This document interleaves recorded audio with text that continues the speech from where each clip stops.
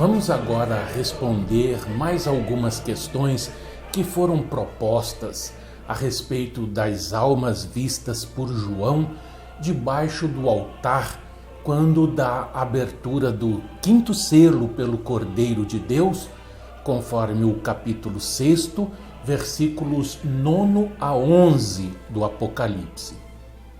Quem são essas almas que estão debaixo do altar? Qual é a sua condição? Esta figura é popularmente considerada como prova de peso na doutrina do estado desincorporado, desencarnado, o estado consciente dos mortos ou dos espíritos. Pretende-se que aqui se trate de almas vistas por São João no estado desincorporado, consciente, com pleno conhecimento do que se estava passando. Por quê? Porque clamavam vingança para os seus perseguidores. Ora, esta interpretação é inadmissível por diversos motivos.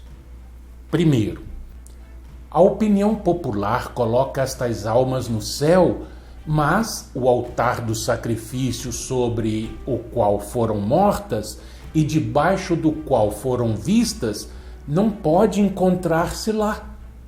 O único altar que sabemos existir lá é o altar do incenso, mas não seria correto representar como estando debaixo do altar vítimas recentemente mortas, visto que esse altar nunca foi consagrado a semelhante uso.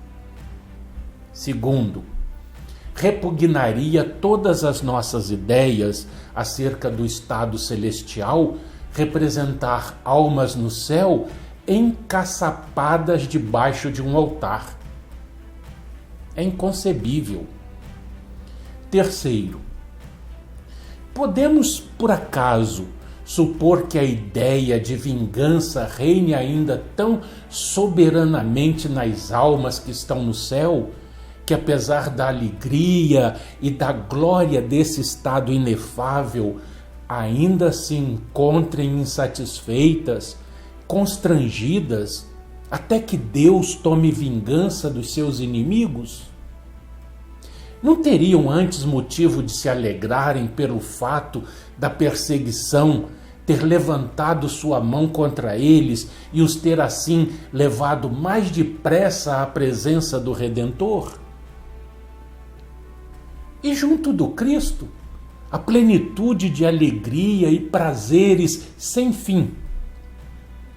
Mas além disso, a opinião popular que coloca essas almas no céu, coloca ao mesmo tempo os ímpios no lago de fogo, onde se contorcem no tormento indescritível, em plena visão da hoste celestial.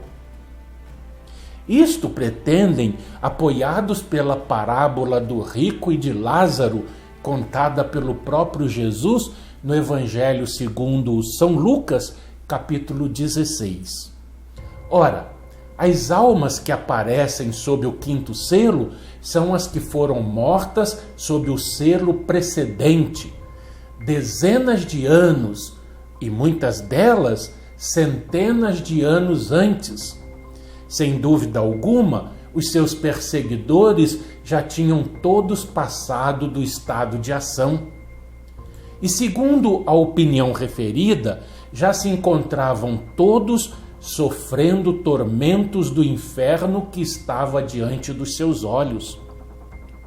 Como se não estivessem, porém, satisfeitas com isso, clamavam a Deus como se ele estivesse retardando o julgamento, a vingança contra os seus assassinos. Quarto, mas que maior vingança podiam eles querer? Ou elas, as almas querer? Pois se os seus perseguidores estivessem ainda na terra, elas deviam saber perfeitamente que, quando muito, dentro de poucos anos, se uniriam à vasta multidão que diariamente é arremessada para o mundo do sofrimento através das portas da morte. Todavia, mesmo nesta suposição, não aparece em melhor luz a sua amabilidade. Uma coisa pelo menos é evidente. A teoria popular acerca da condição dos mortos, justos e ímpios, não pode ser correta, ou então é correta a interpretação geralmente dada a esta passagem, porque se exclui mutuamente. Mas insistem em que essas almas devem ser conscientes porque clamam a Deus. Este argumento seria de peso se não houvesse uma linguagem de retórica chamada personificação. Mas havendo, vem a propósito, debaixo de certas condições, atribuir vida, ação, inteligência a objetos inanimados. Vamos recordar, por exemplo, Moisés em seu livro Gênesis, capítulo 4, versículo 10. O sangue de Abel clamando a Deus desde a terra. No profeta Abacuque, capítulo 2, versículo 11. A pedra clamava da parede e a trave lhe respondia do madeiramento. Epístola de Tiago, capítulo 5, versículo 4.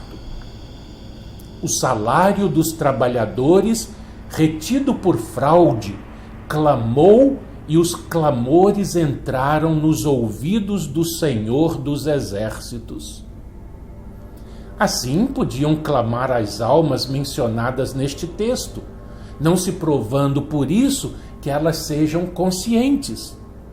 O absurdo da opinião popular sobre este versículo é tão evidente que Burns faz a seguinte concepção, abre aspas, não devemos supor que isto sucedeu literalmente, isto é, ao pé da letra, que São João viu as almas dos mártires debaixo do altar, porque toda representação é simbólica. Nem devemos supor que os injuriados e maltratados estejam agora no céu a pedir vingança contra aqueles que os maltrataram ou que os remidos no céu continuem orando com referência às coisas do mundo. Mas pode muito bem se concluir daqui que haverá uma lembrança dos sofrimentos dos perseguidos, injuriados e oprimidos, uma lembrança tão cruel como se fosse feita ali semelhante oração. E que o opressor tem tanto a temer da divina vingança, como se aqueles a quem injuriou e maltratou e humilhou clamassem no céu ao Deus que ouve as orações idôneas. Fecha aspas.